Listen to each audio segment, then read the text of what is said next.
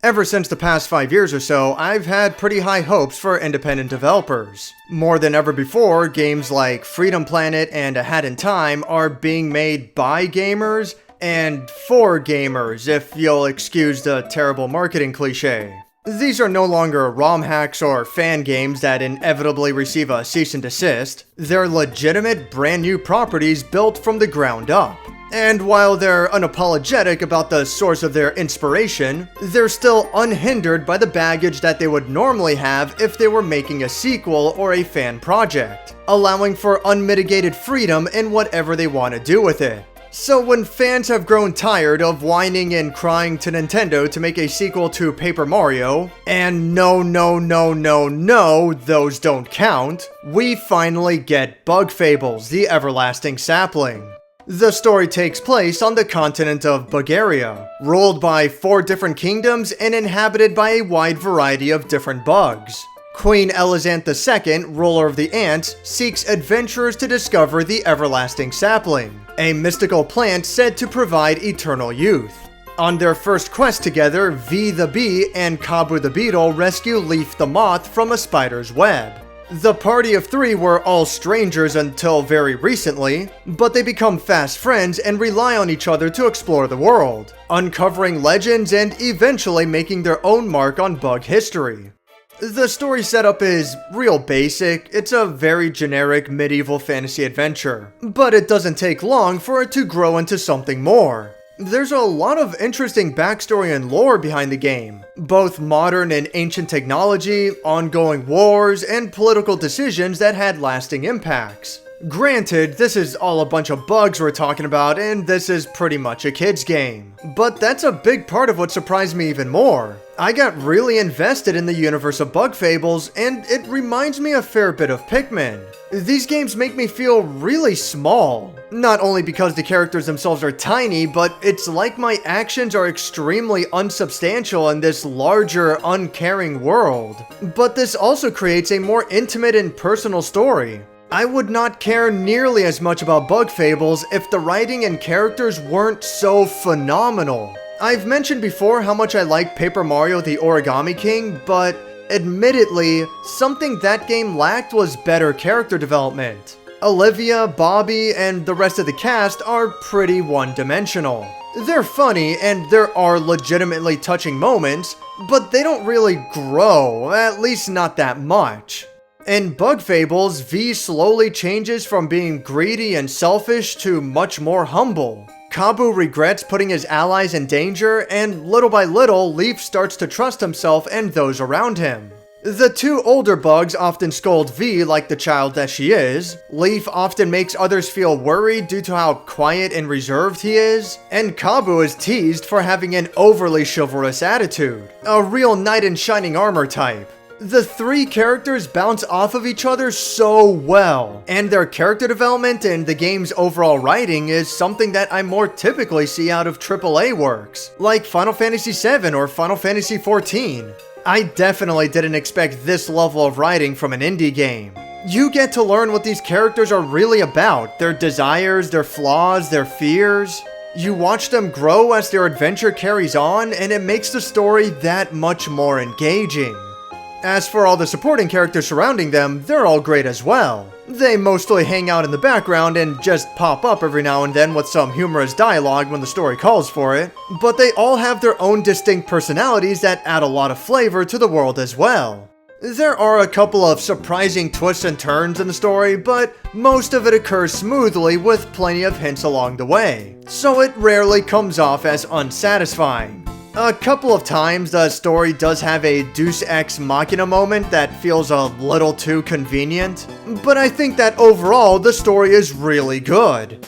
The visuals is one of Bug Fables' bigger flaws. Everything looks extremely flat, and I'm not just talking about the paper aesthetic. The characters themselves look great, but the environments are largely comprised of solid colors with very little texture work. Compared to even the first Paper Mario, where every little piece of land has at least some depth to it, the visuals in Bug Fables practically make it look like it's unfinished. This does create a unique look that makes it stand out, and I'm sure that some people will actually like how it comes across. But to me, it looks amateurish. Which makes sense, it is an indie game after all, so I'm not going to be too harsh here. But that doesn't change how it looks either. The music is also interesting to bring up. It sounds really simple, I guess I would put it, like something I'd expect to hear out of an N64 game. However, it is really good. Each town, dungeon, and boss fight all get their own theme, ranging from some fast-paced, action-packed stuff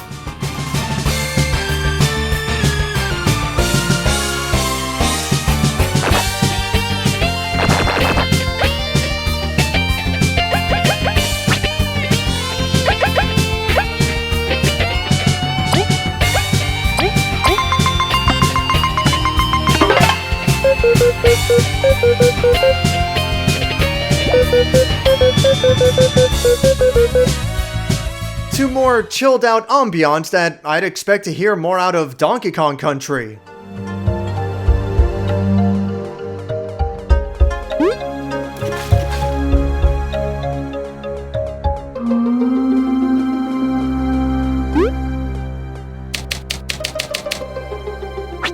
It's not the best soundtrack out there, but most of the tracks are really enjoyable. The final boss theme in particular is really banging, and I like what they did with the music in the credits.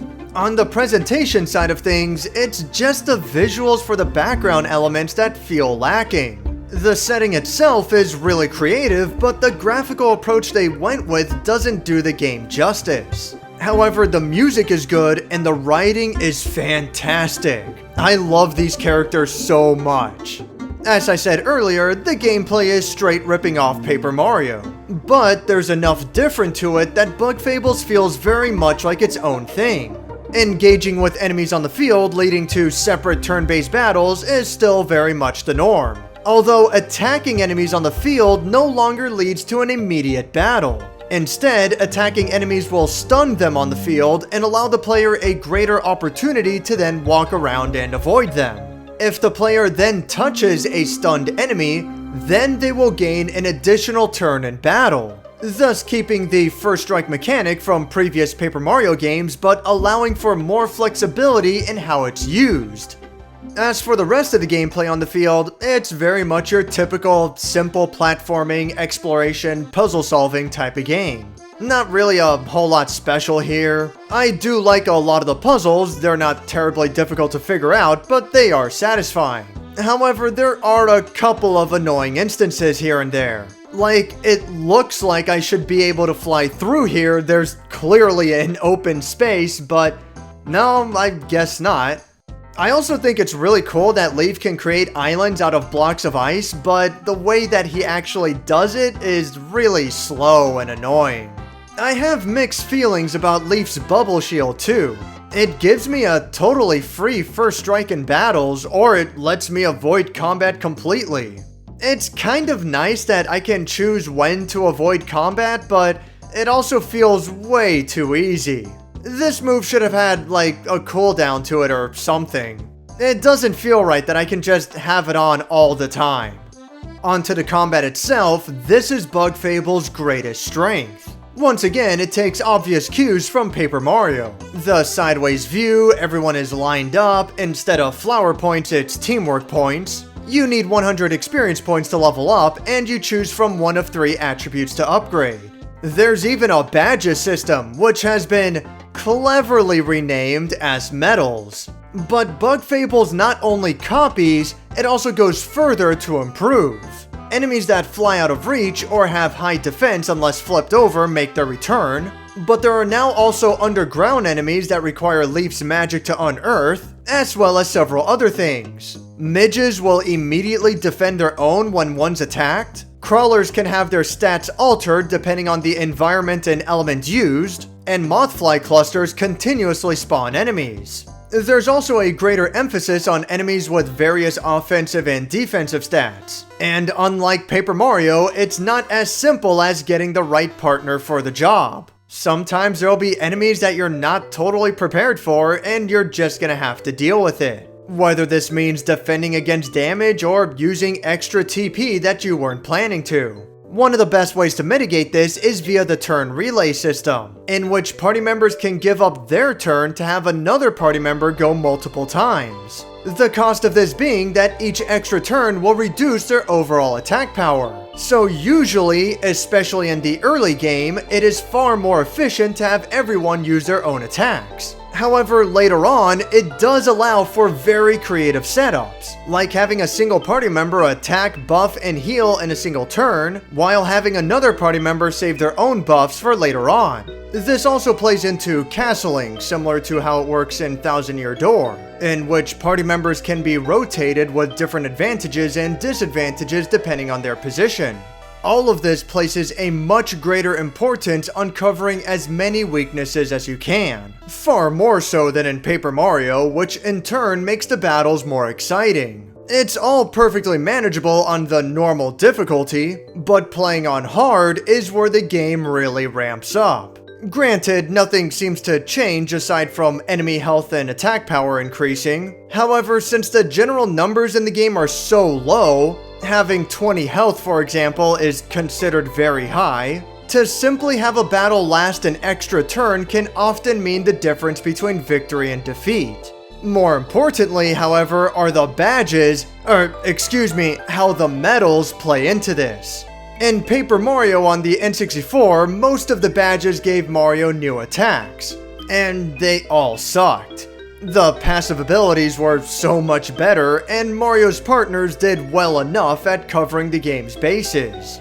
In Bug Fables, the vast majority of special attacks are permanent, either unlocked by leveling up or after certain points in the story. Once again, this makes the best badges the passive ones, but because they can be applied to specific party members, it also allows the player to shape the party as they see fit. Not too unlike Final Fantasy VII's materia system as a rough example.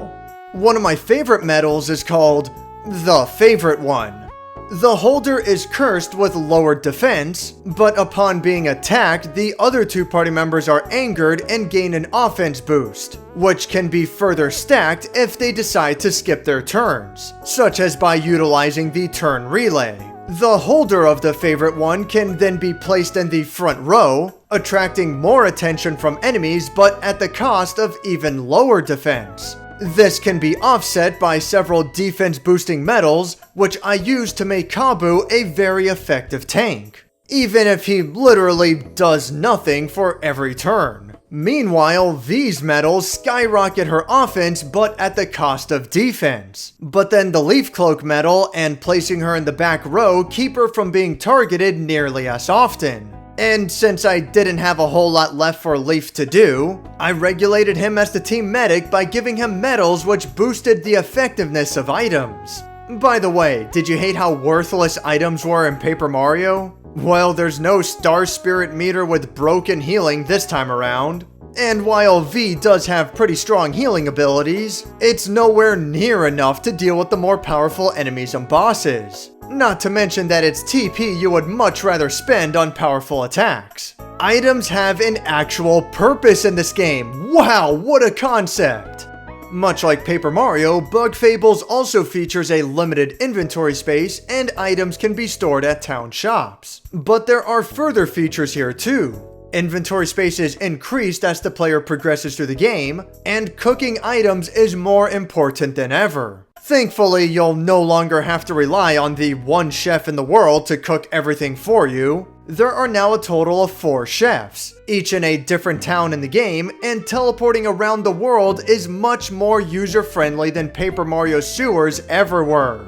This isn't to say that backtracking is non-existent, and arguably it might be too prevalent in this game, but the smaller maps and extremely convenient teleporting practically eliminates all those annoyances that Paper Mario had. This is all great at encouraging exploration, and there's a pretty sizable collection of extra challenging optional bosses hiding in various corners of the world, as well as multiple different gauntlets, 2 different boss rushes, and an enemy rush of 50 consecutive battles. But perhaps my favorite feature is that each mini-boss and major boss defeated on hard mode rewards the player with a unique medal, a satisfying gift after a difficult battle. Tattling from Paper Mario is now known as spying, which any party member can do, and they all have their own unique dialogue for each enemy, which is a nice touch. Only a single spy action is required though. Everyone's notes are then collected in the included bestiary. And speaking of tattling, I pretty much never used it on the field in Paper Mario. I think my biggest issue was that Mario is mute, so Gumbario was basically talking to himself. In Bug Fables, getting random information on the field or about other characters often triggers a conversation between the three party members, which helps deepen their characterization and is usually pretty funny. So I ended up doing it all the time. I found it to be really enjoyable, but it's also completely optional, so those who don't care for it don't have to worry about it. There is so much good here, it really feels like the designers and developers looked at every aspect of Paper Mario and tried their best to improve upon it wherever they could. Sadly, this game is still far from perfect, and I feel that a few of these issues could have been easily remedied. The action commands are great, and I love how the player is measured on two different levels of blocking. A regular block with a generous window, and a precise super block, which you're definitely going to need to master for some of the stronger bosses. Unfortunately, something always felt a little off with the timing of these blocks. Like there was always a slight delay between my button press and the action registering. It's possible that this issue is only on the Nintendo Switch version, or it could just be me, but something didn't really feel right about it, and this is considering that I was perfectly fine with how Paper Mario had done it. There's also this one attack that's very strange to me. The boss fight against Aria will just have her disappear during this jump kick that she does, and I don't think it's intentional. That being said, this stuff was never enough to ruin the game, and I got a little used to blocking as it was, but I still do find it as a small blemish. Shopping for items is done in a similar manner as Paper Mario, and while it's cute, I would have much rather preferred a traditional menu. Especially when you ask to see more medals, it just randomly shuffles the available stock. So that's pretty annoying. The same goes for storing and withdrawing items. It's done in the exact same way as Paper Mario, and it would be a lot more convenient if I could see both inventories at the same time. Cooking items is, once again, largely a guessing game, and you'd better save before experimenting. At the least, I would appreciate being told ahead of time what I'm gonna get for recipes that I've already discovered, mainly because different combinations can still lead to the same results. At least being able to cook two items at the same time is unlocked from the start, thank goodness for that. Money in this game is another really strange aspect. Similar to Majora's Mask, there's a bank where money can be stored and interest can be accumulated over time. This helps build money for the early game, which is good considering how expensive certain things can get, like having to pay for the boat ride to Metal Island, for example. But the best things that money can buy, like paying for a full heal in the middle of a dungeon, are really cheap anyway. It comes across like they weren't really sure what to do with the money in this game. Even in Paper Mario, money had a lot of value because badges were really expensive. But in Bug Fables, it's whatever. And as long as you've been depositing everything in the bank, then by the final chapter, you'll basically have infinite money. Don't get me wrong, it's a lot better than grinding for money, but I don't know, I don't think the balance is quite right here. A couple of other things about the game's combat that irked me are the limitations with castling. While you can place your party members at either the front, back, or middle positions, you can only rotate them in a particular order. So, for example, it's impossible to have V in the front row and Cabo in the back row at the same time. This greatly limits the potential strategies that could have been employed. I also hate how random it is to inflict status effects. If you're lucky and you manage to freeze a boss turn after turn, then you can pretty much win the fight for free. And the opposite is also true. If your freeze has a hard time going off, then there's not a whole lot you can do about it. There is a medal that greatly improves the chances of freezing going off, but I would have much rather preferred a resistance system, for example. Something where both enemies and allies are susceptible to status ailments at first, but they build resistances over the course of a battle. I think that would make things a lot more interesting and strategic. But as it is, it feels very much like a roll of the dice. Perhaps the bigger issue, though, is how badly the difficulty spikes. I'm pretty sure everyone will have a hard time in Chapter 2, especially for the bosses there. But after that, the difficulty nosedives, and eventually it evens out. I do like how challenging the game can be, but I believe there's a little too much randomization, and it's not totally balanced.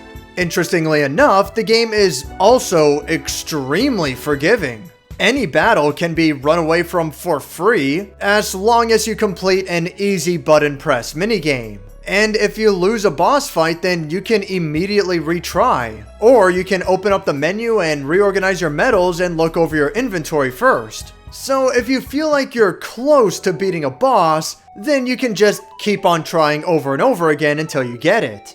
I don't necessarily hate this, but it does bring down the stakes a fair bit. However, for all the complaints that I've shared, I really think the developers hit a home run with this game. It has a lot of hallmarks that I believe are necessary for a good RPG. 3 distinct party members that each play important roles, plenty of customization and combat options to employ, a challenging but fun difficulty, and all of this wrapped around a surprisingly engaging story and wonderful characters. There's not much in the way of replayability, but there are a huge number of secrets and side quests throughout the game, including a completely optional card battle minigame that actually seems kinda cool and creative. This is so unnecessary, but it doesn't take away from the game at all. There's already so much to do outside of this that ignoring the card game is just fine. I did most of the side quests, plenty of exploration, beat the game on hard, and I hit 45 hours. And there's still a ton to do. I didn't even beat any of the gauntlets, and there's still at least 4 optional bosses out there waiting for me. If it wasn't for the sake of getting this review done already, I would have continued playing the game more. Granted, I really took my time. I tried talking to pretty much everyone, so I'm sure that most people will probably get through this game faster. But even if you're absolutely running through the main game on the normal difficulty, it's probably going to take you about 20-25 hours to complete. And by the way, nothing in a single playthrough is designed to be missable. You can buy spying information and medals that you've missed, and you can refight bosses on hard mode at any time if you fought them on normal initially. So you don't have to start the game over if you're looking for 100% completion. Although it's worth noting that some PS4 trophies might not be working properly at the moment. Something to look into for those who care about that. Whew, okay. This review's gone on for long enough. This is the best RPG that I've played in years, and it has just about everything that I ask for. Aside from the less than stellar visuals, annoying menus, and some questionable balancing, the game as a whole is amazing. If you're a fan of Paper Mario, it's a no-brainer. If you're a fan of RPGs in general and you don't mind the action command system, then I also highly recommend checking it out. I honestly don't think I've had this much fun with the game, and with so few complaints since I played Devil May Cry 5 last year. Bug Fables is that good. Thanks for watching my review on Bug Fables, the Everlasting Sapling.